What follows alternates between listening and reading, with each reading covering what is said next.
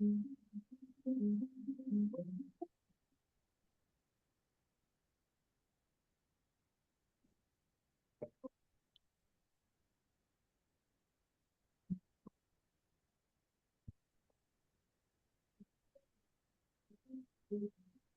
free to be reading the slides as you're hopping on. We'll give people a couple minutes and we'll start here in just 2 minutes.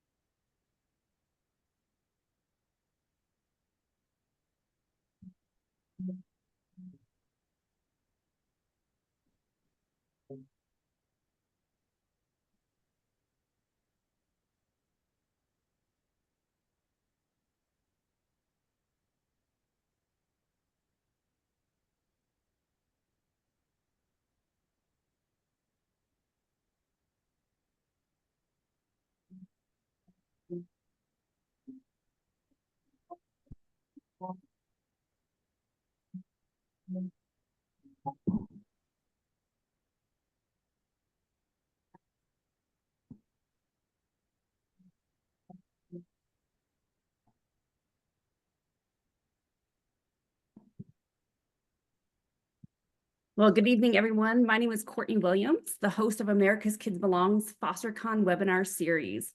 I work at America's Kids Belong to help inspire and equip others to make a difference in the foster care community. On behalf of America's Kids Belong, I want to welcome you to tonight's event, Fostering Support. We are glad that you're here to join us with us tonight. At America's Kids Belong, it's our mission to dramatically improve the experiences and outcomes for kids in foster care. This event is part of fulfilling that mission as we explore ways in which others can support foster families and the youth in their care. We truly want to see the experiences and outcomes change for youth in care. And one way we can do that is by helping foster families and showing how you can be part of the equation too. I'd like to start by going through a few housekeeping items before we get going with our great lineup tonight. First, take a moment to continue reading these slides as they're scrolling. They share info on our keynote speaker and our other guests that are with us this evening. Tonight's discussion will be recorded, so if you missed something or you want to listen to it again, we will be sharing that with you, and it'll also be shared on social media and other public platforms. After our keynote and panel questions, we will have a Q&A time. So if you look on your little Zoom dashboard, you should see a button that says Q&A. Feel free to type questions at any point throughout the night. A lot of them we probably will be answering already in our panel time, and then at the very end, we will end with a Q&A where we'll be asking those questions to our panelists as well. So again, use that Q&A dashboard at any time throughout this evening. And then at the conclusion of tonight's webinar, a survey will pop up. We'd be grateful if you would fill that out so we can get feedback for how this event went.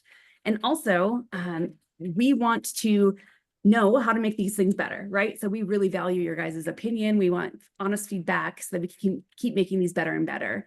And then lastly, I want you to know you will be getting a follow-up email likely tomorrow, and it will have helpful resources for you. It'll include this recording. It'll also have a link to our brand new podcast, the Foster Friendly Podcast, and I encourage you to give that a listen. A lot of the topics that we're talking about tonight are also talked about on the podcast, so it'll be a great way for you to get more information. And then there is going to be a follow-up from this as well for those of you that are interested. So we'll talk more about that as the evening goes on. Britt will share more about what that might look like. So those are our kind of introduction things for this evening, and we're going to go ahead and get started with introducing Britt Kelly. Let me just stop sharing my screen here. Britt is a coworker of mine. She works for Colorado Kids Belong. She's a former foster youth who currently leads the foster friendly program for Colorado Kids Belong. And also her own life has given her a heart to advocate for vulnerable kids. She is a treat. She is a former foster youth who understands and just has a passion for helping foster families and again, the kids that they serve. So Britt, thank you for joining us. Share it with everyone what your role specifically is in Colorado around foster friendly and a little bit about what you do specifically in your role. Yeah, so like Courtney said, I am the foster friendly manager for the Colorado team of America's Kids Belong. And I really love my job because when it comes to getting people engaged in our mission, there's really a few ways to do that. And so one is to become a foster parent, right? Do that hard work of bringing a child into your home and caring for them.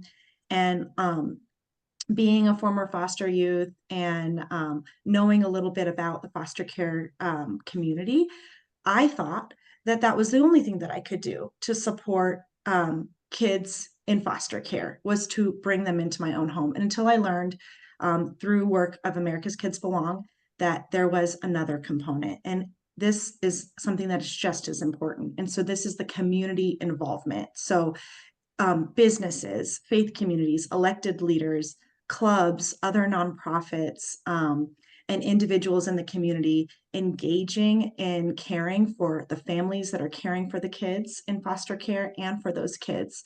And so that's what I do in Colorado is I manage our foster friendly program. I get to engage all of those individuals in the community and help them leverage their unique talents and abilities to support the foster care community.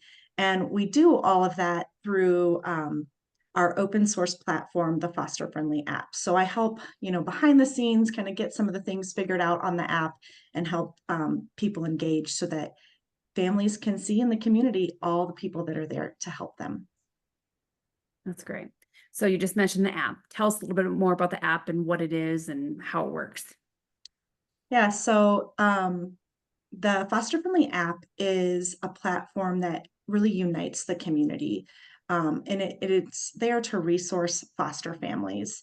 And it's kind of like your one-stop shop to figuring out what local resources are in the community, what businesses are offering me discounts, supports as a foster family, what faith communities are going to be trauma informed and support me through their faith community.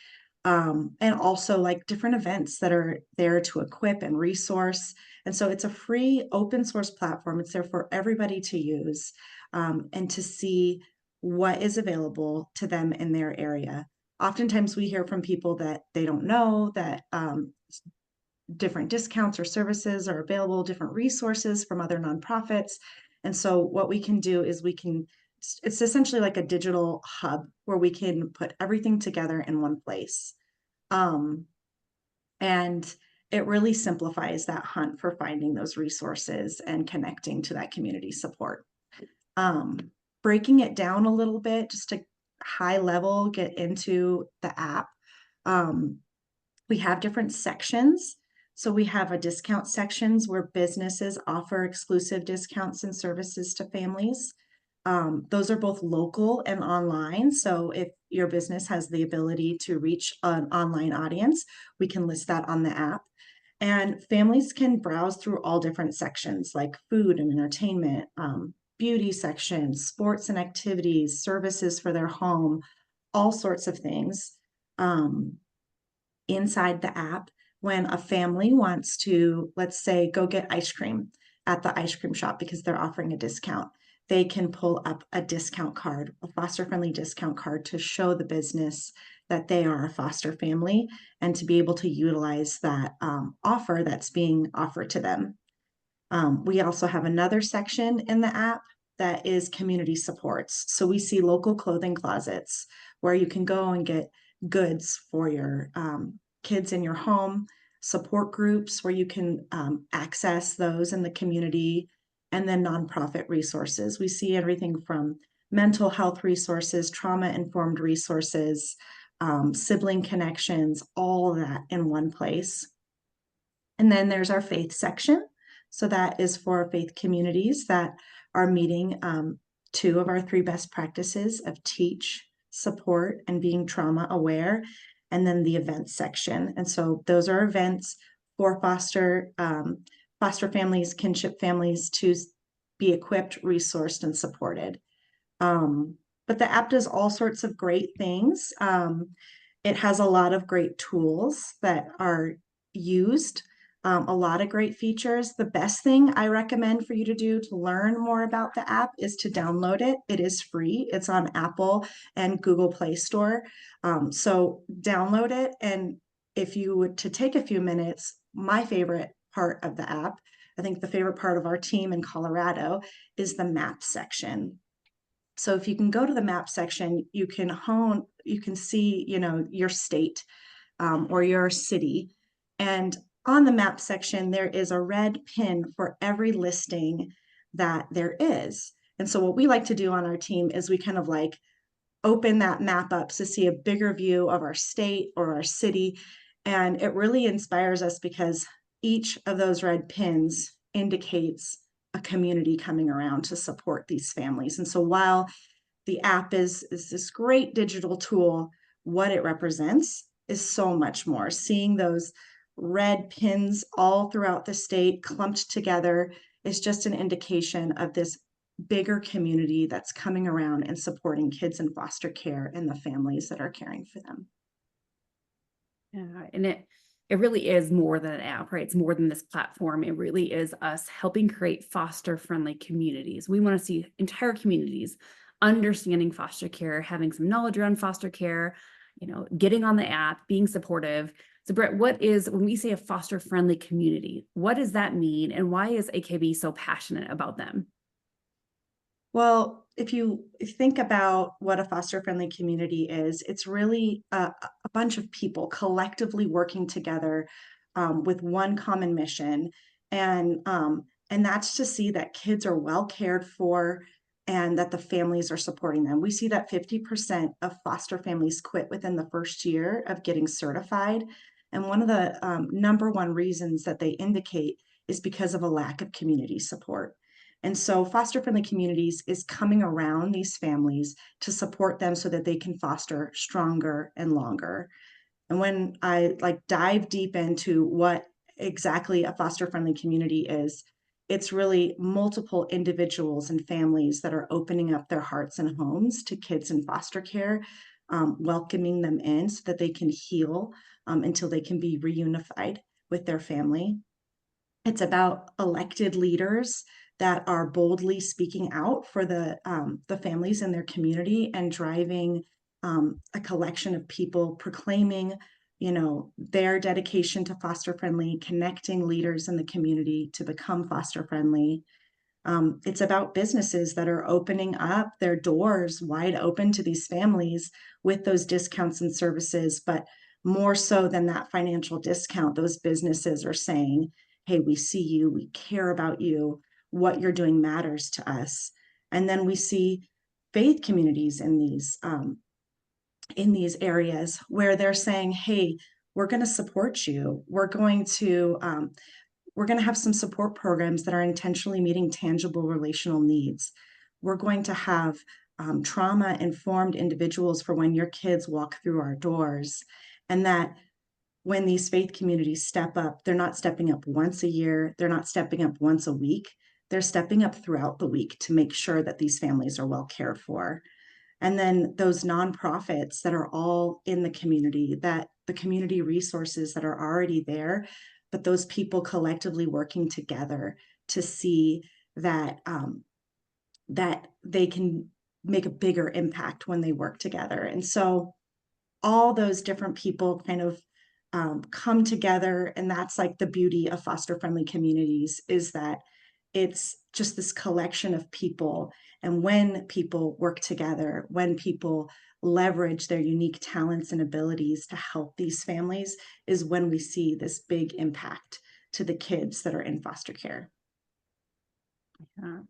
Thanks for explaining that so well. So communities, and then tied to that in a sense, but yet different, there's also what we call initiatives. So what is an initiative then, and what does that entail?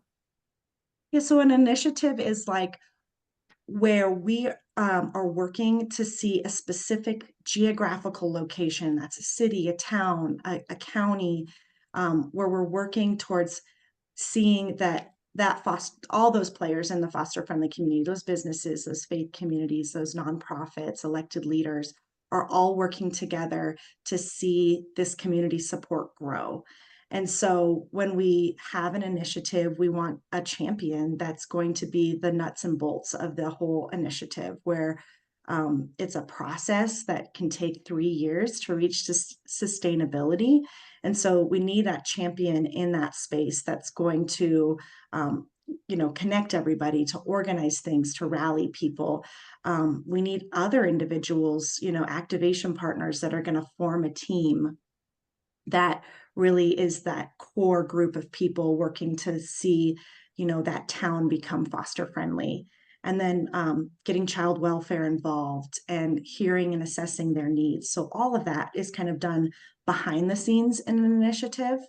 And then goals are set where we want to see at least half of the foster families in that community utilizing the app and the resources on it.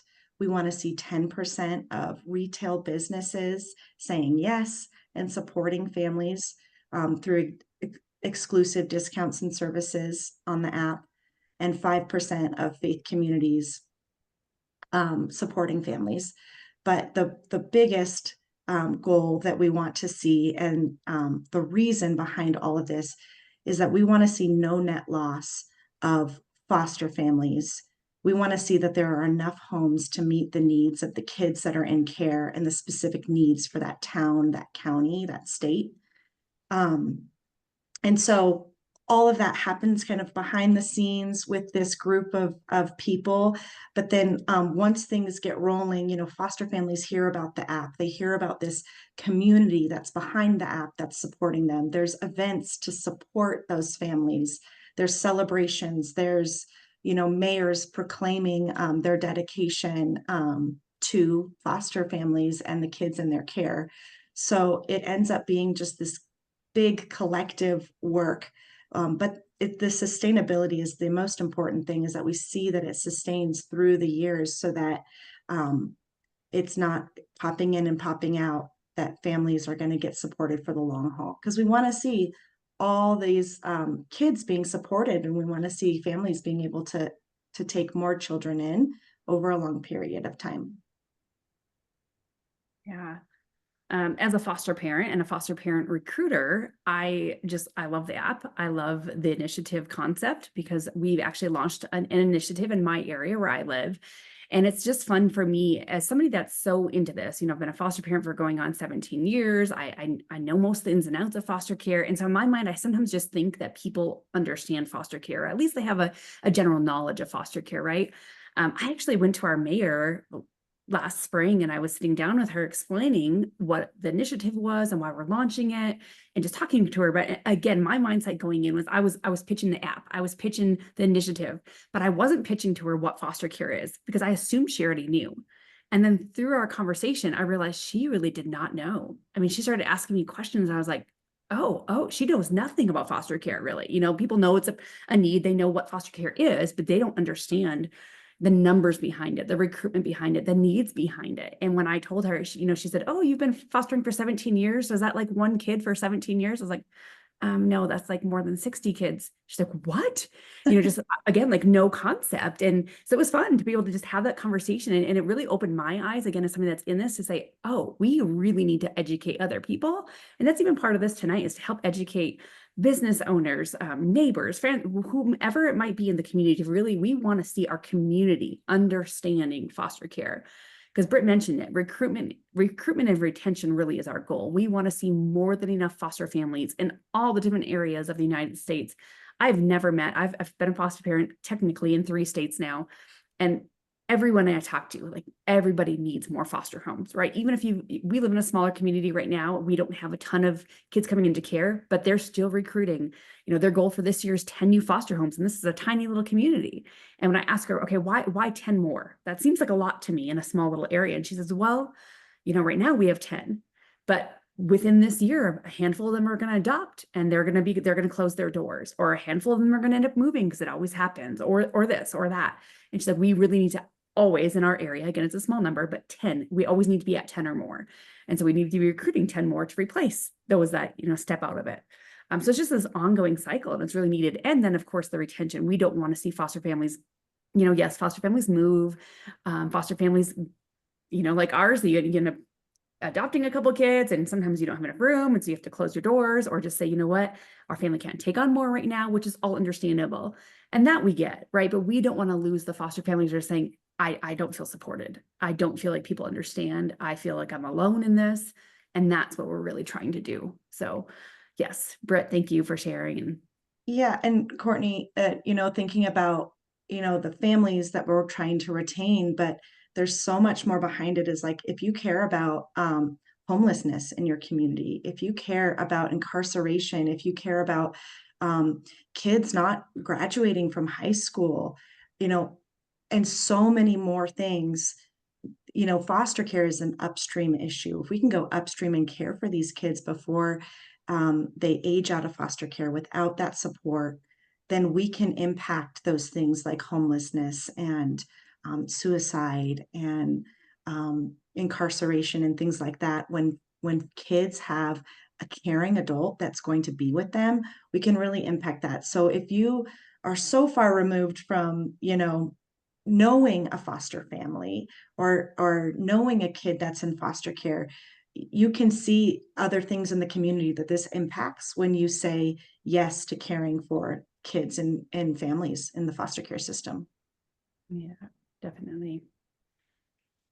Okay, we're going to shift just a little bit and add in our two panelists for tonight as well. So along with Britt Kelly, we also have with us two individuals who are going to help us understand foster friendly from different points of view. So we'll talk with Evan Williamson, who is a foster friendly business owner, and Kayla Moody, who is a go-getter who launched a foster friendly community in Jacksonville, Florida, where we don't currently have a chapter of America's Kids Belong. So welcome and thank you for being with us tonight, Evan and Kayla. Thank you. Thank you for having us. So Evan, we're gonna start with you. Business owner, tell everyone what you do and why did you get behind the whole foster friendly movement? Sure.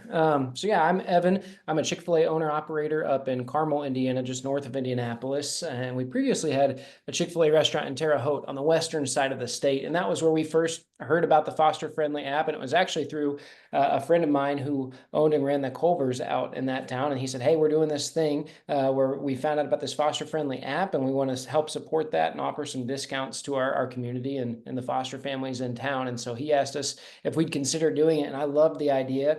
We were about to transition restaurants and move to where we currently are at. And so once we got on ground here, we started meeting with some other folks in town, and we have some friends that foster, and they told us again about Foster Friendly, about America's Kids Belong and Indiana Kids Belong.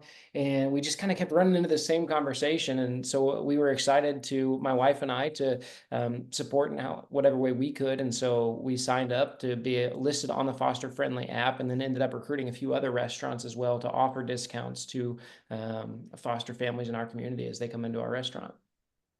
That's great.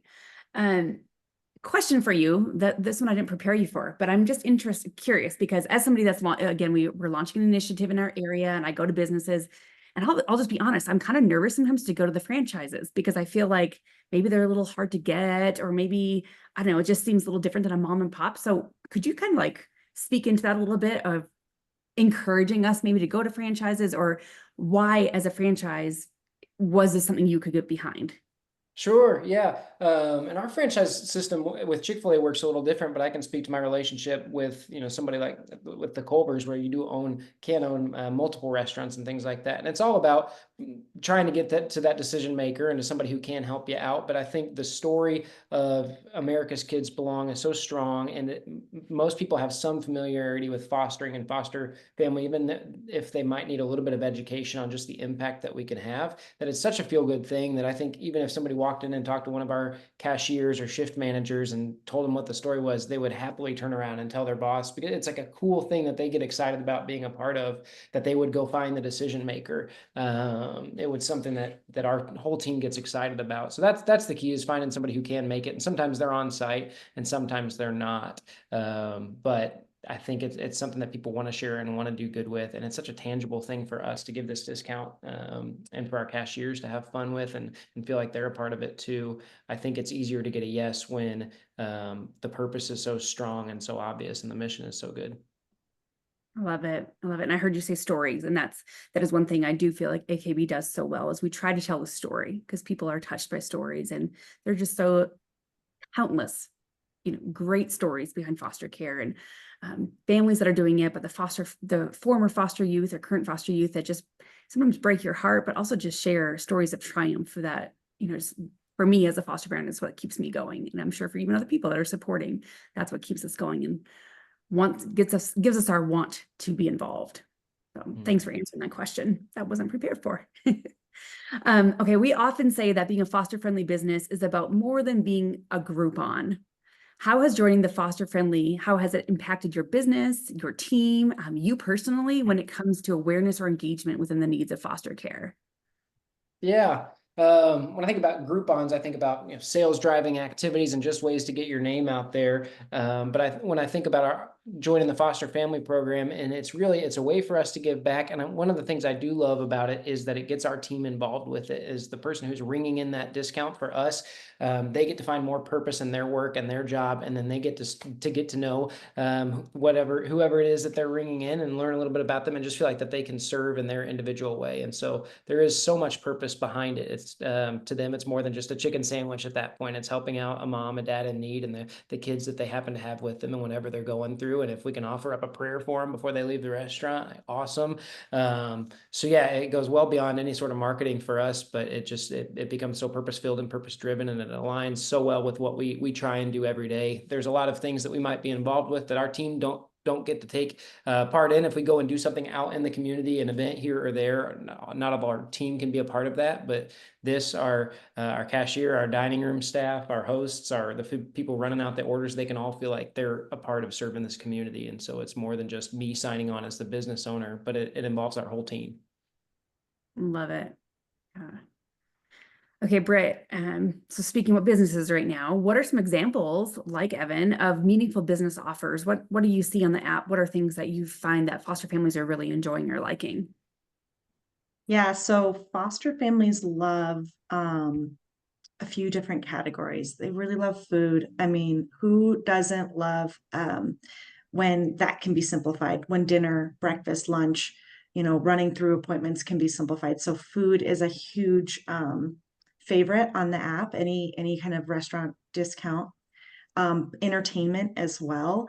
Things like trampoline park or the zoo, or one of those bounce places or something like that.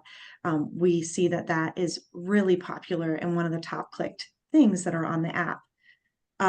Meaningful, like really when families can have, like a larger discount really does help them, make things a little bit more tangible for them. But really what's meaningful for these families is, we have all sorts of businesses on the app. So we have anything from, like the restaurants, bakeries, salons where you can get your hair cut, things like that, photographers, but then even some more tangible, like more practical things like handymen and plumbers and waitresses and swim classes and sports for the kids to be in.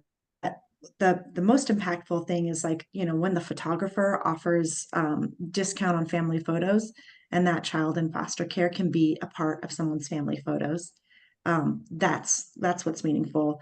When a busy mom is going into the play place of like a trampoline area with her kids, and she's able to get herself and her helpers, other people in her family in at a discount so that they can have multiple hands for multiple kids running around the place.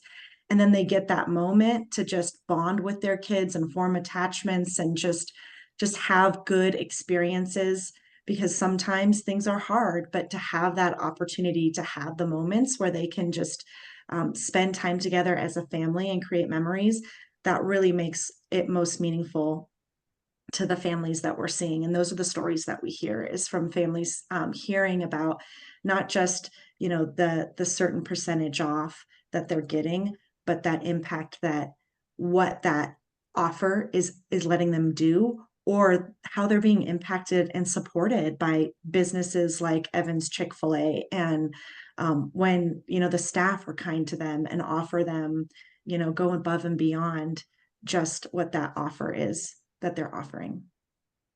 Yeah.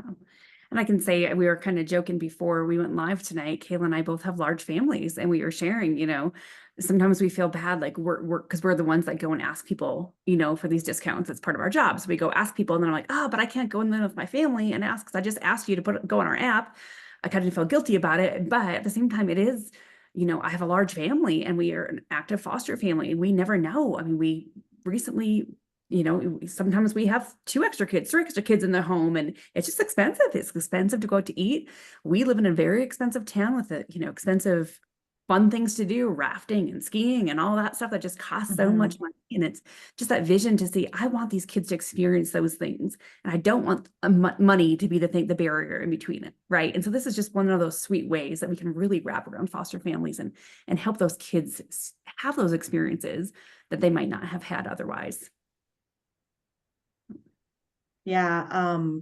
On the app, we also have foster-friendly faith communities. And that's just another aspect of, the community coming along and supporting families. And I know you, Courtney, have had some personal experience with that through your church. Could you just explain a little bit about your work with your faith community and how they're supporting foster families? Yeah. Again, as a foster family, it was kind of that weird, like I go to my pastor and I say, hey, I work for this organization and we should really do this as a church. But it was an easy ask because our pastor really saw, he knows our family really well. So he knows the ins and outs of foster care. He knows what we go through. And he's like, our church needs to be the people serving you. Like they need to wrap around you as a family. And, as he says, like if we really believe what we say we believe, then we better be the people doing these things. And, you go back to early church history and the fact that foster care started in the church and they are the people that should be doing other people, right? Everybody should be. But like if we, as church bodies, we have extra people, we have people that are saying we're here to help. And so it's just that opportunity to show the love of Christ by meeting foster families and the youth in their care where they're at and supporting them.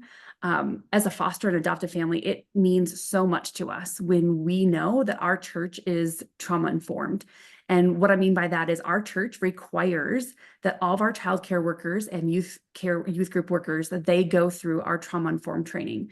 And so I know when I've got a new kiddo in care, or I've got a teenager that's going through some hard things, I'm biological foster, it doesn't matter which of my kids, but I know that they might not understand fully, but they have better understanding than they would have without that training. And I've seen it time and time again where they'll see one of our kids going through something hard, or, we were therapeutic home. And sometimes we have some teenagers that are just really tough kids. And it could be overwhelming to go to church or to do extra things. Then when you got people wrapping around you, or people seeing like they know to be looking for it in a sense because they've been trained now. And so they can sense when those things are going on and they can hop in and jump in and support our family. And it just, again, it means so much to us to know that they're willing to do that, to be that, the hands and feet that we need when we're at church or even when we're out in the public and they're with us or they see us as well. Yeah, that's great. Yeah. So you were talking about being trauma informed, and that's like a huge thing for families because they want to see that their kids are well cared for. And, the brilliance of it is when you become trauma aware and you learn the tools and the tips to use in youth and kids programming, it really works for all kids, which is wonderful. But with foster friendly faith communities, we ask that, we've done a lot of research and trying to figure out, all the different ways. And there's so many different ways that you can support foster families in your community. But we really, there were so many ways that we were kind of, as a team at America's Kids Belong, like getting a little dizzy from it all. Like, oh, there's so many things that you can do, right? But what are the most impactful? What if we could just tell people just a few things that they could do? What would be the best things? And so we identified these 3 best practices that a faith community can implement. We asked that they implement at least 2 of the 3 best practices, to show that they're like, actively supporting these families. And so one of those is to teach. We know that when people are not aware of the challenges, like you were saying, like not everybody knows about foster care. When you were talking to the mayor, not everyone knows about it. And so when we can open up people's eyes to foster care and then give them a tangible next step of how they can plug into that, we ask that faith communities do the teach. Then there's support. We want to retain the families doing the hard work, and so we need to support them. And there's so many ways that a foster family can be supported. but we want to see ongoing support, not this one and done type stuff. Although it's very helpful to do things like diaper drives or a holiday party for families, different things like that. And that's a good step in the right direction. But what families were asking for is this ongoing support. They wanted to see it continuously. And so we identified that Parents' Night Out was one of the most helpful things for families where they could, and it was easy for faith communities to do. A lot of them are used to doing it. Foster families drop off their kids for a couple of hours. They have some fun programming and things, and then they go, parents can go take a nap in the car, is what we always joke around and say, or go on a date night, whatever works best. So Parents' Night Out is a great way to support. We also have support group resources. We're finding that is so helpful for families to find other people who are in it with them. So you can have people in your community who are not fostering that love and support you, but sometimes foster families, oftentimes, they need people who know exactly what they're going through. And so to support them through a support group or a wraparound ministry of sorts. So that's like where a group of people are meeting tangible and relational needs, dropping off a meal, mowing a lawn, helping with, driving kids to and from, meeting some needs. Those are just a few ways that a faith community can reach out and support their community. And then that final one was that trauma aware, which you talked so well about, but we're just seeing that kids in foster care have a unique set of challenges. And what the most important thing is just building connections and healthy relationships. And so while the foster parents are the ones that are really taking on this helping them form healthy attachments. If a family wants to come to church, and that's part of their regular thing, when they have trauma informed staff and volunteers, it really helps it make it successful for them. So to be a foster friendly, when we add you to the app, we ask that you're meeting 2 of those 3 best practices. Yeah. And again, it's just such a beautiful thing. Our current placement right now is working towards reunification with mom. And mom and him are Christians, and she started coming to our church, and she has told me that her big thing right now is she's nervous about reunification because she's a single mom. She doesn't have family in the area. And she's like, I feel like I'm going to be alone. And I'm encouraging her, like, you're not going to be alone, because now you have this church community as well that knows you. They know your son. And so I was like, what's going to help you? And she's identified some specific things that are going to help her in reunification. And one of those is she really wants a mentor or 2 for her son. And so my ask is to the church, like just this week, I said, we're going to find church. I need a couple men to step up that are going to say, when he goes home, we're still willing to be in his life. And this is what that's going to look like. And so as a foster parent, being willing to just put the ask in front of your church that now already understands foster care, and now put the ask in front of them and continue this. So it's not just when he's in my home, but when he gets to go home, like what a beautiful picture. And to see mom being loved for and cared for, and hey, we want to see her succeed. How are we going to make her successful? And let's be, again, those hands and feet to help her. Absolutely. It's beautiful.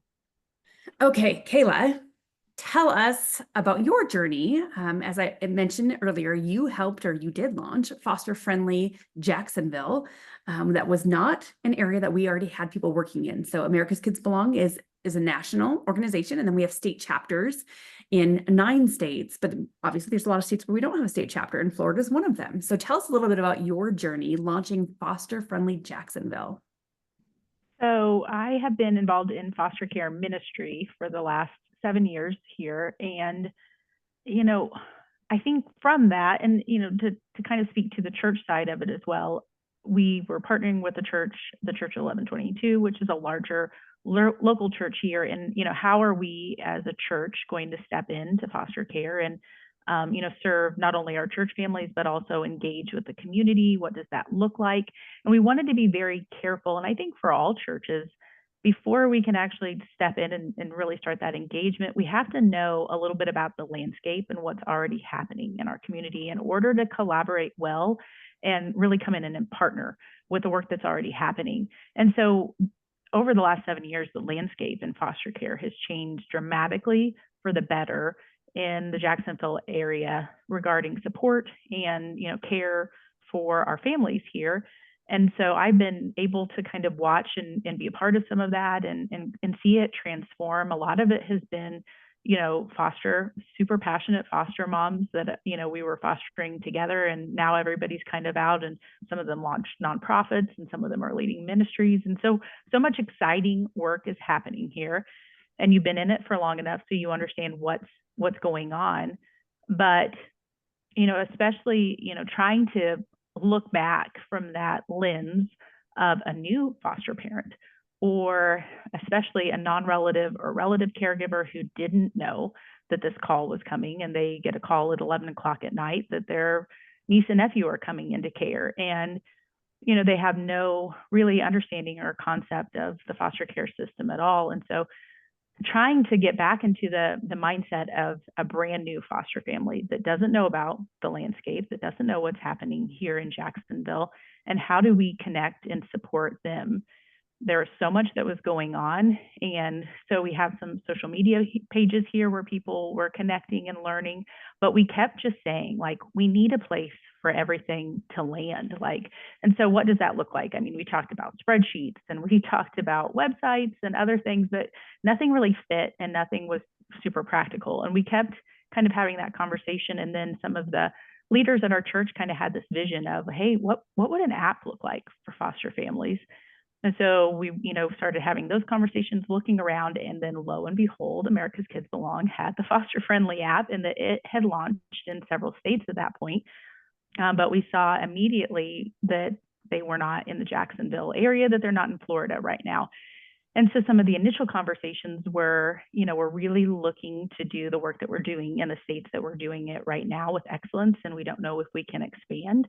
But I think if I've learned anything in foster care, that if one person tells me no, that I'll just keep asking somebody else until I get the answer that I need, in that fierce advocacy role that we take on. And so I don't know, I think it was a lot of grace from the America's Kids Belong team, me talking about what's going on in Jacksonville, that we have really all the pieces, that the agencies would be excited and supported, that we have businesses that would want to engage, and that we could do this here if we just had, a chance and a shot. And so, I think probably at some point they felt like she's not going to leave us alone until we tell her, yes, that we can try it. And so, we started that in 2023 and getting the training on the app on the backside of it. And we launched it in March. We have over 150 businesses on the app already here, just specifically in Northeast Florida, and several churches. And we're working on the nonprofit side and the support pieces as well. Awesome. Awesome. You kind of shared a little bit about this, but share a little bit more about, because we have a lot of people probably listening tonight that are interested in this. So what would you say was key to getting Foster Friendly Jacksonville off the ground, as far as people, resources, relationships? What was key to make this actually happen? Yeah, I think the fascinating part for us here, and me specifically in this, and how we were used in it, is that I'm a military family. I'm not from Jacksonville. I'm not native, which is definitely, I think, helpful in a way, to have those connections, to have those relationships. And I did on the agency side. So I knew that I knew the agencies would be excited, but as far as businesses and connections, local politics, I'm a mom of 8, and I got I got my family going on here. And so it is, I think, for people that think, wow, this just seems like a really big undertaking, I think that it is so possible, that especially for people that have been in foster care, moms that maybe are looking for the next chapter of advocacy, that there is space for you in this, and that your understanding of foster care, your ability to mentor and care for others, that can go to a next level, and you can almost care for more children in a way, right, through that multiplication process than what you were able to do just as a foster family in that role. And so for us, we did have the church that was backing us, and they were able to share about it from the pulpit, which was a huge support. But we also connected with another foster and adoptive mom, Katie, here locally, and she had great business connections, specifically in restaurants. And she loved it so much, she started texting people and other business owners she knew. And, you've got to get on. I think she brought on over 30 businesses herself just through the connections that she had. And so I think everybody kind of needs a Katie that is local, that kind of knows some of the local business landscape. We had Tyler that was also working with us. And so we did have kind of a small team here that were looking at all of the different angles. And I do think it is, foster care in and of itself is an isolating space. And so, you're going to need extra hands on this, and people that kind of have the idea, the vision, but people that have the connections. And we're still looking, we're less than a year in here at Jacksonville, and it's been an overwhelming success. We have several hundred foster families that are, on and using this. So we're excited about where it can go, but it is still new. And I think something to think about with this and that kind of idea of a vision and people launching it locally in their areas is this is also something that's going to take some time. And Britt mentioned earlier that, it's kind of a 3-year, and so, you kind of have that momentum and you launch, and it's very exciting. But building a foster care system or a foster friendly community in one of the largest cities in the state of Florida, that's going to take time, but I think that is so achievable. And I think that you just have to take that mindset of advocacy and everything that you fought for and continue to pour that in, on this side and that next chapter. Okay. Thanks. And a key takeaway that I just heard from you is that you weren't alone. You can't do this alone. You may have been the initiator, you may have been kind of the head, but you had other people to support you in this role. You're a mom, I'm sure everybody listening, it's not like this is nobody's full-time job, right? So we've got life, we've got kids, whatever it might be, but you have to find your people. What else would you say to others interested in starting a foster-friendly community where they live? I love the app in the sense of the vision of the app. And I know we've talked about it being more than an app, but just to be able to normalize foster care and conversations. And I think a lot of people that do have ideas about foster care, it's maybe older concepts of foster care. And it's definitely changed a lot over the last 20 and 30 years. It looks so much different. And so being able to normalize the conversation of foster care, that these are children that, we have the privilege to care for and love for the season that they are with us, and that's who they are. They're kids. And how do we welcome them into businesses, those spaces? How do churches engage and support them in different ways? And so that's a big part of what we're doing here. And just what does this look like locally for you? And I love how collaborative the app is too. And I think that I've been doing this for a while, and just I can go to a business and say, how could we help support you guys, and wanting to support foster families, but also nonprofits that are in this space. Sometimes it can be a little bit competitive, and I don't know if anybody would want to admit that or not, but it allows me to stay in the role as a cheerleader. I'm not competing against you. I just want to share about your work. I think it's incredible. I think it's amazing what you guys are doing. How can we just make sure that we're connecting the work that you're doing to the right people? And, same goes for agencies, even foster closets. And I think about all the different ways that businesses, nonprofits, everybody can engage in this and, and have that vision for what that ecosystem of support in a foster friendly community really would look like in your area. Yeah, thanks for sharing. Yeah, the collaboration is key. It really is. And that's the heart behind it, right? Like that one-stop shop, but also for all those agencies to see, I don't work for an agency, but I can imagine to be able to see I'm not even in this alone. There's other people doing this, and all these business supports and organizations and whatnot, because like you said, it does often become pretty competitive, as most things do. And I've seen that a lot in the foster care realm, especially working for a nonprofit, but also in recruiting and stuff. There is a lot of competition, but to be able to have this safe landing place where we're all in this together, we're all in this for the families and for the kids, it really is a beautiful thing. And man, that's the vision of having a foster friendly community, right? It's laying down all of the logos, everything else, and just saying these kids and the families that are caring for them are why we are all here. How can we do this work together and make sure that everybody has a space and a place to engage in caring for them in whatever capacity they can right now. Yeah, yeah. So Kayla, what impact do you think this has made already in your area? Again, it's just launched, it's new still, but what impact has it made in the foster families, and what is your hope long-term for Jacksonville? I mean, you know, we're hearing about, and we've had some hurricanes, you know, come through Florida. So there's been some damage. It hasn't been as great in the area of Jacksonville, but we had a roofing company that, you know, had come on, just a locally owned roofing company. And we had a foster family that had roofing issues because of a lot of rain that had come through. And it just seems like such a small thing, but being able to know that we're working with a company, a business that supports what we're doing, that we can connect on that level, and also giving that business the space, you know, to serve in a way that really they want to do something, right? And I think that that's such a big thing for businesses too. They do, a lot of them, especially our locally owned businesses, they have such a heart for the community, and they want to do something. How can they actually do that? And I love that we have space for them for that now. You know, I think the vision as well is to continue to grow not just the business side, but churches, and making sure that those that are engaging in the work, that are doing this well, that families know that they exist.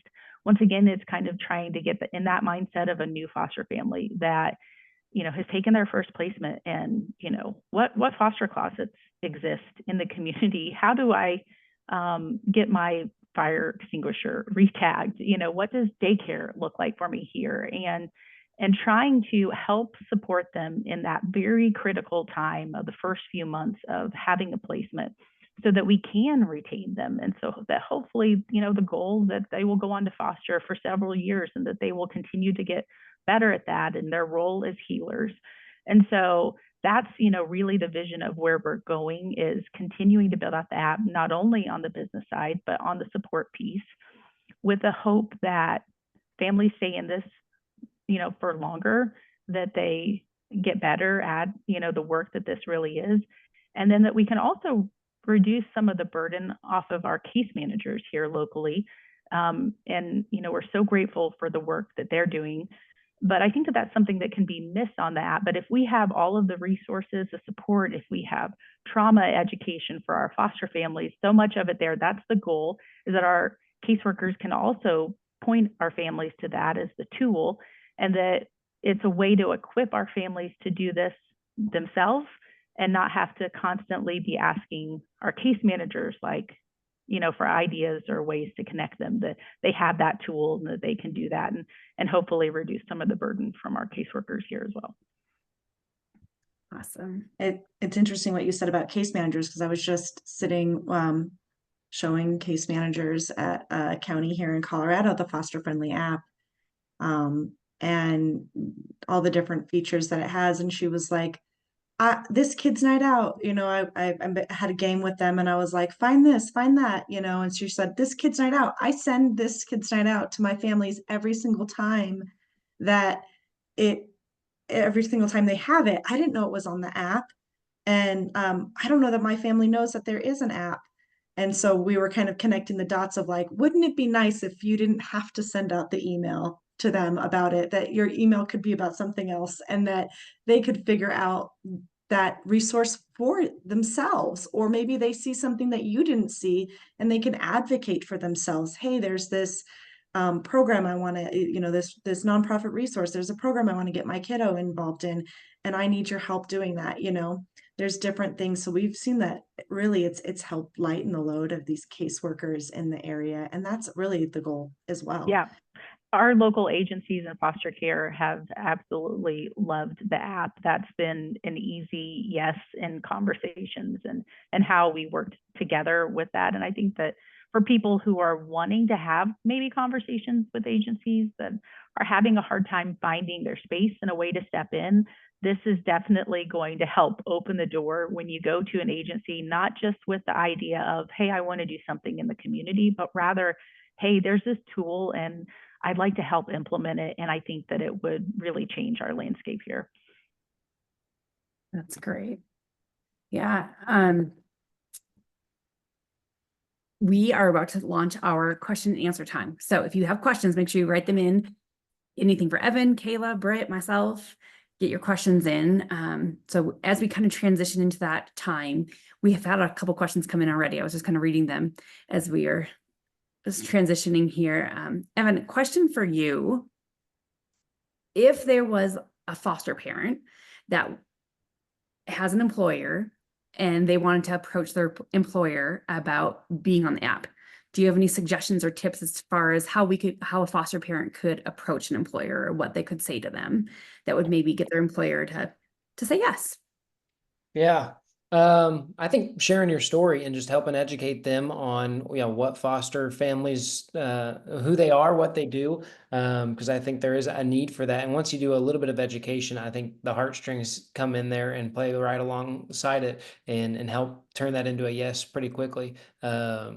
One thing that I like is that regardless of the business, whatever it is that when you open up that foster friendly app and you see all those pinpoints on the map of places that serve the community, it doesn't matter what the service is and what they're providing, as much as I just think feeling seen and feeling supported just instantly by seeing what businesses do and what they can offer, whether it's big or small. And so I think just finding a way to even start with a small yes and just offer anything at all, and then and show them how successful you can be in helping change some lives and support some families. But I think just sharing your story, that the employer would have a heart for that. I sure hope. I know we do. Yeah. Thanks. And that's a good thing for listeners to understand. Like, this isn't just like our role as foster parents. I've known foster parents that have gone to people they know and say, "Hey, have you heard about this?" And, and even Evan, I'm just curious, and don't feel bad if it's no, but as a business owner, then have you shared about this with other people as well? Like, is it something that we could even ask business partners, like, "Hey, could you share this with your friends that are business owners?" Or Yeah. is That's that a my big favorite part about it, probably, is that, and that's how I found out about it, was another business owner had come and said, "Hey, we are doing this. Would you want to join in on it?" And you spoke before this and maybe a little bit on the call about how it can be kind of awkward to go and make this ask, especially if you are already a foster parent. But as somebody who can say, "Hey, I'm a business owner. I do this. Our team loves it. It's been good for us. Would you want to do it too?" All we can do is speak to the benefits of it. And I think that's a great aspect about this. I feel totally confident walking into any business and just saying, "Hey, I own the business down the street and we're doing this. Do you want to do this too?" And be another dot on the map and help support these families. That's great. And again, that collaboration and just the bigger picture, right? It really does go a long way. Okay, Britt, we have a lot of people asking questions about foster friendly specifically and launching as we kind of thought we would. But if somebody was interested in this, what would you say their next steps would be? Well, I think I'm a cautious person. I want to know all the details. Okay, tell me all the details. I would say the next step would be to connect with us. At the end of this webinar, there's a survey. We really encourage everybody to fill out that survey, but one of the questions on the survey is, do you want to get more connected with foster friendly? Do you want to look into getting foster friendly in your community? And so if that's a yes, answer yes. If it's a maybe, answer maybe. Like we want to hear that, and we can get in contact with you, the staff at America's Kids Belong, and give you some more information on what that looks like and what it could be in your community and how to get it started. So fill out that survey. Let us know that you are interested in exploring what foster friendly communities would look like in your community. Great. Another question, Britt, probably geared towards you, is, do kinship families qualify for this? Yes, kinship families do qualify. Every state is different, but generally it's certified kinship and foster families. Non-certified kinship, you'd have to be working with a caseworker in order to get that discount card. But we see so many people utilizing the app for things other than discounts. So for the discount card is how you utilize the discounts that are offered and that's certified kinship and foster families, like I was saying. But then we've seen post-adoptive families, we've seen non-certified kinship, all sorts of families utilizing the app because those resources, those events, the faith communities, all of that pertains to you as well. And so we encourage people to use the app for that.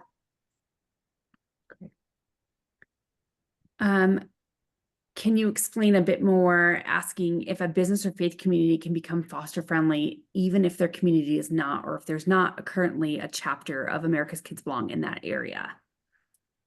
Yeah, I think we have so many resources for faith communities, faith community resource section on our website, and that gives a lot of information on how you can become foster friendly at your faith community. So I say, if there's not a foster friendly community going on in your area, take those steps, because there are things that you can be doing without the app being there, without a state chapter being there. You can really dive in deep and support families, and it's needed. I can tell you everywhere throughout the country it's needed. And for businesses, if you have a national presence, you can be listed on the app, but there are things that you can do. We also have like a business resource guide that you could utilize on our website as well, that gives you some ideas of how you can support foster families. If we have the app live, it's live in Colorado, it's live in the Jacksonville, Florida area, in Georgia, Indiana, Kansas, in the Wichita area, Kentucky, South Dakota, Tennessee, and Virginia currently. We're always looking to expand it, but if you have a business in there, but there isn't a specific community initiative going on, yes, you can have your business, your faith community, your resources listed on the app. Or if you have a national ability to reach families. But if it's not active in your community and you want to see the app there, that's where I wrap you back around to that, let us know. Look into this next step of, can my community become foster friendly, and explore what that looks like, because we want to see foster friendly communities throughout our nation, but we need people like Kayla. We need people like Katie. We need people like Evan that are going to step up and say yes to supporting foster families, kinship families, and the kids in their home. So. Awesome. Okay, another question. This might be a little more difficult to answer, but she says, I am a CASA. For those that don't know, it's a court-appointed special advocate, and she works with a youth who doesn't live with her, but she takes them out on excursions and stuff. Would she be able to take advantage of the app? Or the youth, she said they are in an independent living program, they don't live with foster parents. Would they be able to take advantage of the app while on their own? I guess it's a little harder. It is definitely a little harder to answer. And I think it depends on where that CASA is located, what state. And so I would say reach out to the state that you are living in, the America's Kids Belong in your state, and ask that question. There are youth in transition where they're still a member of the foster care system. They're still in the foster care system. They may be living independently. They would qualify for the foster friendly app here in Colorado. They could get the discount card created and things like that. Helpers can use see services on the app. They have a different view than a foster family does, so they can see local clothing closets and go pick up clothes for the kiddos in their home, but they just can't utilize the discounts at this time. While we're still growing the app, while we're still looking at things, there are so many people that we want to be able to offer these discounts to, and these exclusive services to, but at this time we have to keep it with kinship and foster families until we can expand it beyond that. Thanks, Britt. Okay, we kind of answered this question, but I wanted to add a little bit to it. So another question asking, where would you start as a non-foster parent who feels called to begin a foster-friendly community? We are a local nonprofit that supports foster families, but where is the best place to start in bringing the foster community to light? Would you start with the churches and get their buy-in, or businesses? So maybe Britt answered that last portion of that question, and then I wanted to add something to it. And Kayla, if you have something to answer to this as well, you might have a great thing too, of kind of like, what was your initial approach? So the question is do I start with businesses? Do I start with faith communities? Yeah, like where would be like if you were just starting, where would you start? Honestly, the question is, it's hard for me to answer this, but we have a saying here from our founder, Brian Mavis, that says, go with the goers. And so you would want to focus on those people who are eager to say yes. If you go into a faith community and you present foster friendly to them and they're interested in going, it takes a while to get that support group, that support going in a faith community to, planning the things, and then they can announce it. Announce foster friendly, and then that can also bring in some businesses as well. So, part of me leans on going into the faith community first. But honestly, if you have connections, like a lot of business connections in a community, I would say go there first. So wherever you're going to get the most impact, but really trying to gather the collection of people in that area to work together, because we don't want just faith communities. We don't want just businesses. We don't want just nonprofits. We don't want just elected leaders. We want all of those people in the community that are coming around. And so hopefully seeing it, yes, start somewhere, but then grow into all those different groups of people supporting. Awesome. Kayla, we gonna add something? I think I like the go with the goers, definitely. I think another thing is it does require a little bit of foundational groundwork as well. And so starting and just having conversations with agencies, I think that's a big part of this as well, just to make sure that they're going to share about it to bring their families on, because man, we could rally a bunch of businesses, but if our families don't come, that's going to obviously, and so there's a big balance to this. And so you need to know about the landscape in a sense of, okay, well, what's the work that's already being done that we can already just go ahead and put on, the app. And so in the state of Florida, there was already, like, the state parks had a discount for foster families. So what were the known things that were just right there that we could put on? And then so we started kind of there, and then just, branched out and continue to have conversations. But even some of our agencies, when we shared with them, they were able to start directing some of the businesses that were reaching out to them, to the foster friendly app as well. We started having meetings with other just local nonprofit leaders that were in the space to have conversations, not specifically about the app, but what the vision of a foster friendly community looks like, and how, each of our roles plays into that. I think that that's kind of the unique aspect of being able to do it more in a local specific area rather than, Britt is, on a statewide, and that's a little bit more nuanced than somebody that lives in this town, that does life in this town, that has those connections. And I feel like, that's a big help as well in launching a foster friendly community locally. I do love the idea of nonprofits engaging in this as just a part of the work that they're doing, and just kind of expanding, in a sense, in that way, that this is another way that they're engaging. And they most of the time will have knowledge about what's happening here already. Yeah, definitely. And the one thing I would add to that hasn't really been mentioned yet, again, in the Durango, where I live, Durango, Colorado initiative, I went to our local, our foster care county, like the head of foster care, and I just really wanted her to understand the why behind the app. That was easy for her, right? But then, like, how can I get her to be involved? Because she is so integral. Most people, again, I live in a smaller town, so most people know who she is. Most people know what she does. She's got a lot of connections in the faith community, in the business community, and obviously the foster parents and past foster parents, kinship parents. And so I wanted her to really jump behind this, so that when I went places, she even goes with me places. Like, we've gone to multiple churches together to do recruitment for the county. And then she lets me do a little plug for foster friendly, right? So it's like this give and take that we're doing together, and it's really beautiful. And I feel like she has been integral in our initiative here in Durango, because without her and without her backing, it would have been just a total different look of the way it has unfolded. So like Kayla said, we don't have agencies in our area because it's, again, a small area, but if we had agencies, like going to those people that are really working in this area, whether it's government people or the agencies, the people that are already having their hands and feet in this, and having them understand what you're doing, why you're doing it, and then they're going to want to get behind you because they're going to want to see this take off and thrive, right? So it's kind of an easy way to, get people going right away.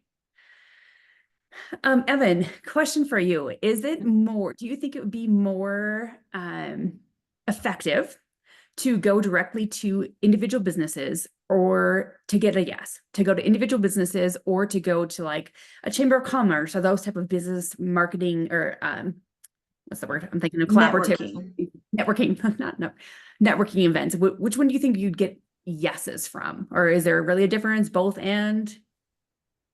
I think both and for sure. And then I like to go with the goers and just work, any connections that you have and anybody you can share the story with, and then ask them, once you get a few of those yeses, and say, hey, who do you know that you could tell this story to? You're obviously bought in. How can you do that? And it's kind of let it spread like wildfire that way. But I love the idea of going to a chamber of commerce, some sort of meeting like that, and tapping into their networks. What we find is there's a little bit of education at the front end. And so anywhere where you have a platform, or maybe you could set up a table or a booth and talk about that, like those events would be incredible and start a great conversation with folks. Good deal. Thanks for sharing.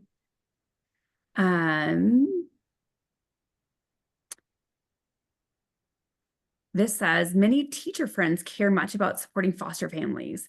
Is there any way we could think of for teachers and those that care so much about the kids that are in their care, of how they could be supportive, or what they could do to support foster families or the youth in their care?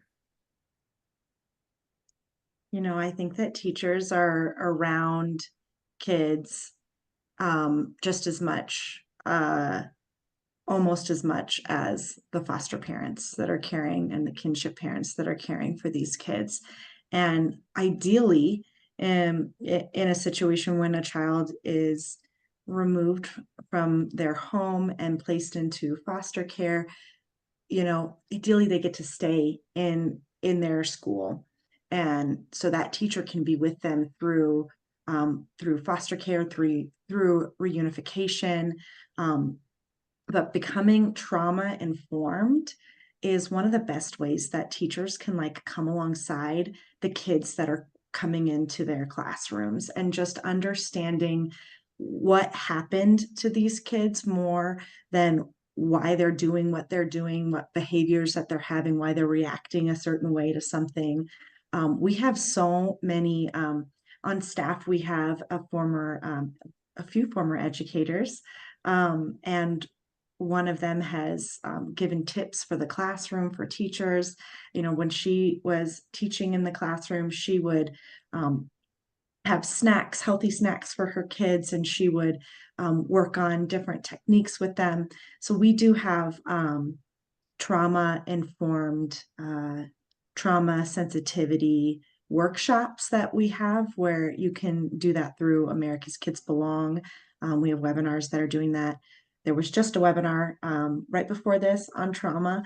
And so that is one of the number one things that I think a teacher can do to help with their kids. But I'm curious what the foster parents on the webinar think.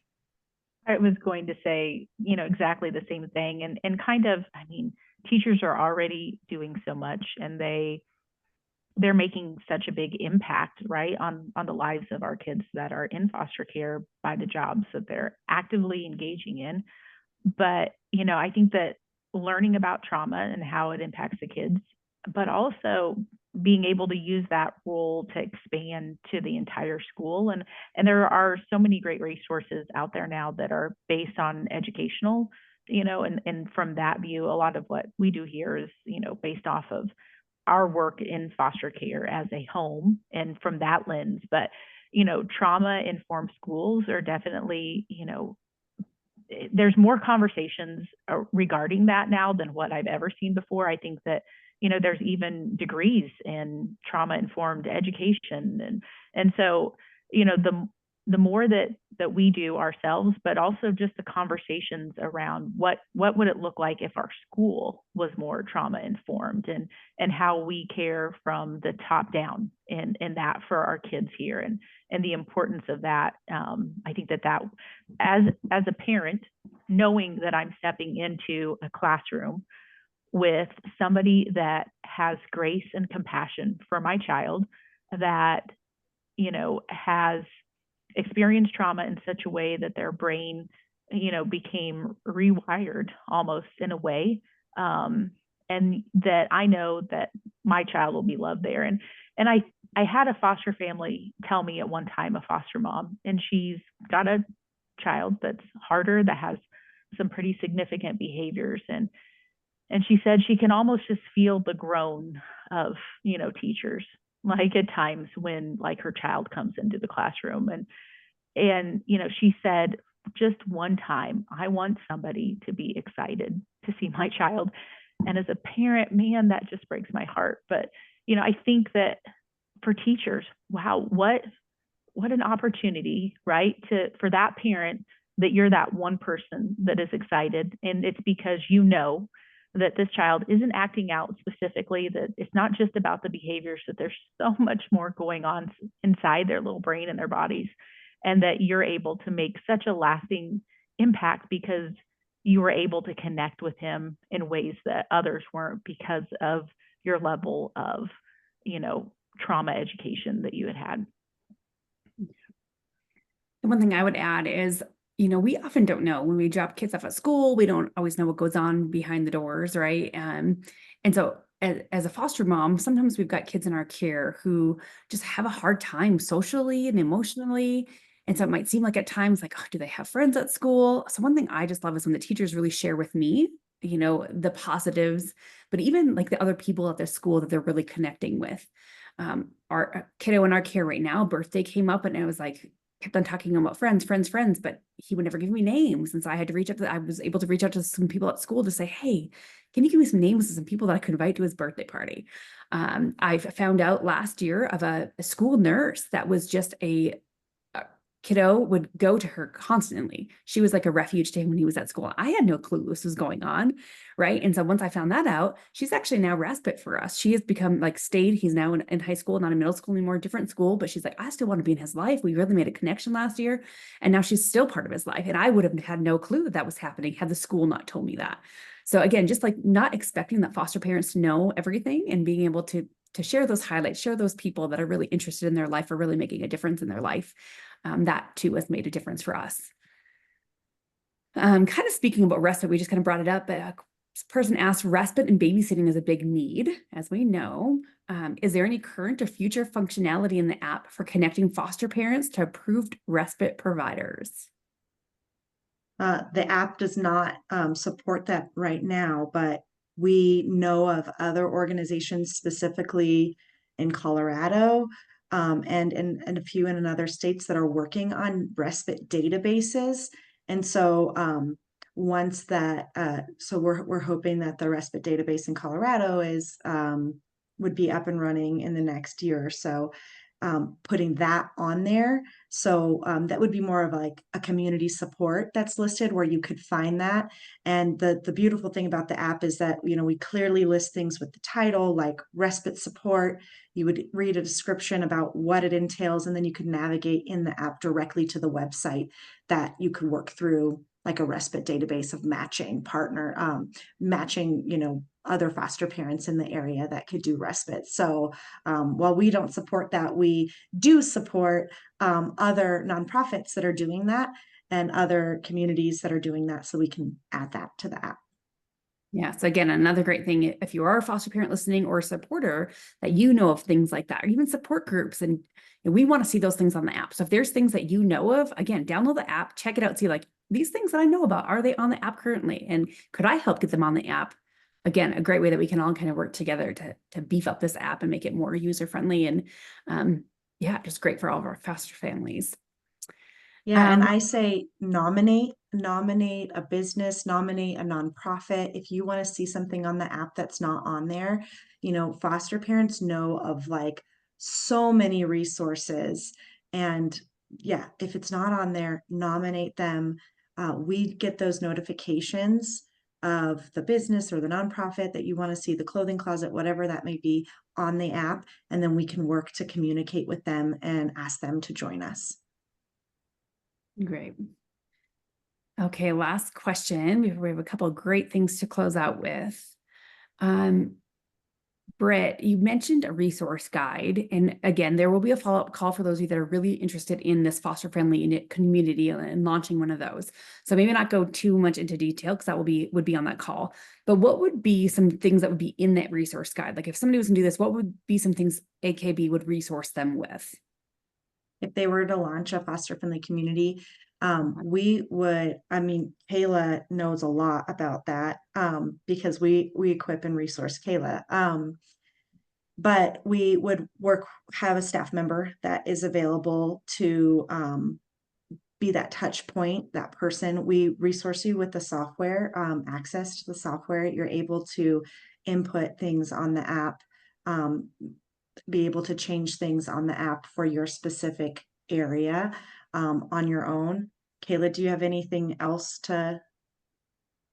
Especially for areas that are launching with the support of America's Kids Belong, I was invited into meetings with the team as well. And not that I had much to contribute at that point, but just to be able to listen to the vision of what was happening in other areas, kind of just really, kept our wheels spinning here in Jacksonville about how to engage in this. And yeah, we had great support on the training on the back end of the app and how we're actually bringing businesses on and communicating with them. And I never felt like we weren't prepared to launch when we launched. And we were doing so much in the quiet, for a while of gathering businesses of and keeping it, a little bit more quiet just because it did not exist in Florida. And we didn't want foster families to download the app at that point and see that nothing is there and then just completely walk away from it thinking like, well, there's nothing for me here. And so just so much support from the America's Kids Belong team and also to feel like we could launch well, but also feeling like you're still a part of something that is such a bigger scale and, and now being able to speak back into it. I think just something that's such a big part of this is knowing the struggle as a foster parent that you went through and the challenges and everything that you faced. And for me, it's always been, how can I make that journey easier for the people that are coming next?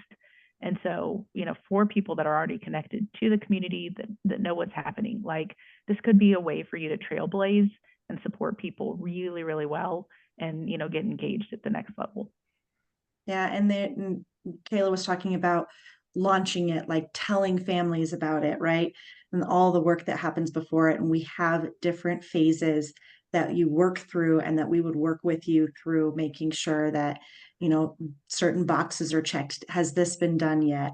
And making sure that you're resourced with, all of the materials that you're going to need. So we take care of all of that for you. And more questions would be deeper dive if you joined us after or another meeting.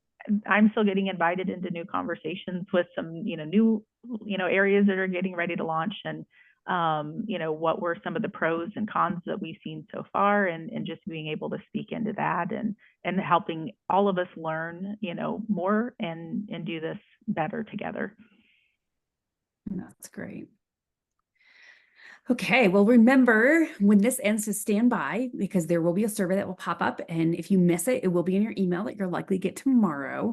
Again, as Britt's been mentioning, there is going to be a follow-up from this Zoom call that will happen sometime before the holidays for those that want to dive more deeply into specifically launching a foster-friendly community in your area. So again, if that's you, if you're listening and you're interested in doing that, or maybe you know somebody that you're like, hey, they would be great at this. Invite them, click that box in that survey, and we will get you information about that Zoom call when it is organized. And now do not hop off because we got just a couple slides to end with, and I want to share with you at the end. 1 second. We have a brand new video that nobody has seen yet. So you guys are going to be the first people to see this. But before I show the video, a couple things to end with. Again, we are a nonprofit. If you want to see these foster-friendly communities popping up around the nation, in the community you live, help fund our mission. Again, we're a nonprofit. We do tax-deductible donations. You can go to americaskidsbelong.org. You can choose donate or use this QR code right now. We want to be able to see this grow. We want to be able to do more webinars like this, and it takes time and energy and effort to do it, and of course, money. So we would greatly appreciate any tax-deductible donation to America's Kids Belong. Also, again, these are more geared towards foster families or those interested, but even if that's not you, one thing that you can do as a supportive person in a foster-friendly community is to understand foster care more. So again, we already have, this is our 4th of our webinar series, our live webinar series. We have 4, this is the last. And they are all, our previous ones are on FosterCon.org. And then we're also going to be launching these 3 on-demand webinars that are going to be coming out in the new year. So go to FosterCon.org, maybe put a little pin, and we'll be sending you emails to remind you that these are coming out. But I encourage you to listen to them. Again, foster family, not a foster family, potential, anybody, these are just great things to understand foster care a little bit more and the why behind it, the need behind it. Again, like foster families and biological families, why we need to support them as well, and hearing from former foster youth, and then understanding the culture components one that it goes really deep into culture and why it matters. And then even some ties into some businesses, hair salons and other places that are really understanding and coming alongside these foster families to say, hey, we get that this culture thing is a need. So again, these are great things that are coming up, and be watching your emails for them. I just want to take time to thank Britt and Evan and Kayla for being with us today. Thank you for sharing your guys' experiences and what you do to change the experiences and outcomes for kids in foster care. We appreciate you guys, and all over the United States, and the things that you guys are doing. So thank you for joining us and sharing. And last but not least, this is a brand new video that I hope you will stay on to watch, to be encouraged and inspired to make a difference for the kids in care and the parents serving them. My name is Selena Miller. I own Madame Salon. I get to show the love of Jesus behind the chair, serving a foster-friendly community, using the gifts God's given me to create a safe and loving environment, and hopefully ending in a really awesome haircut. It's a place where it's so much more than just hair. The connections I have with my clients and the way that I get to be a part of their journeys. The girls here always say that they're like, your clients come for you. Like, yeah, you do great hair and that's awesome, but they come to you to talk with you and share life with you and grow with you. If you own a small business, there are actually ways that you can offer discounts specifically to people who are fostering kids. We were sitting in church about a year and a half ago, and it was about a month after I opened the salon. This is not just a county issue. This is not just a family issue. This is a church issue. This is a gospel issue. And we want to get involved with the foster care crisis in our community. So if you're interested in learning more, go have a conversation after service. And I have my husband and my kids next to me, and they all just like turned to me and stared at me. And I was like, I get it. Like, I heard it too. So I connected with Colorado Kids Belong, and I was like, that was so easy. And then we were rolling. So Kim had contacted me for the first time to get her and boys in. We figured it out, and we decided they were all 3 going to come in for the first time, and we were going to do all of them. The first visit was rough. Everyone's crying. It was just a rough go. One of the boys just did not want his hair cut, was just bawling. There was just fear, so much fear. And so I was like, okay, well, let's worry about your brother, and then we'll get there. By the time his turn came up, Kim's just sitting back in the chair and eyes closed. And I know that. I have been there as a single mom so many times where you just have not an ounce, like nothing left to give. And I feel like God was like, Selena, you know that, and I'm calling you to step in. And so I just got down on my knees with him, and he's like, I just don't want to cut my hair. And so I was like, we can just trim it up a little here, a little bit here, just so it's nice and cleaned up. And he was like, okay. So we went and got him shampooed, and Kim ended up going and grabbing some pizza next door and just trying to breathe. the last time they were in was the first time he didn't cry, and the first time that he wasn't afraid. So it's not just hair, and it's not just even just that hour. Like now we're going on a year of getting to connect with them. Yeah, now they're my boys, and we definitely went through the ringer before adoption. And even the morning of, my 8-year-old sat on the couch and refused to get in the car.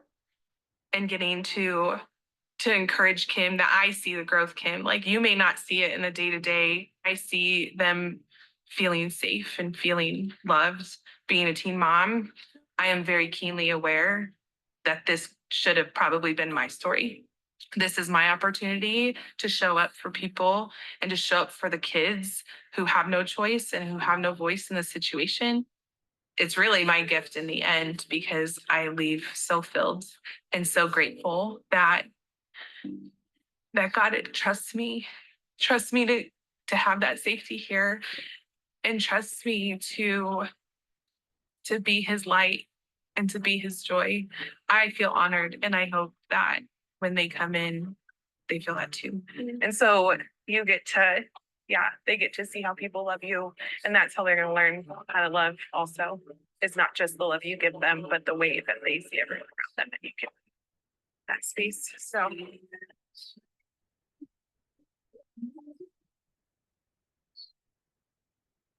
Thanks again for joining us tonight. I hope that you learned and saw that you are part of this equation. You can do something to change the experiences and outcomes for kids in foster care.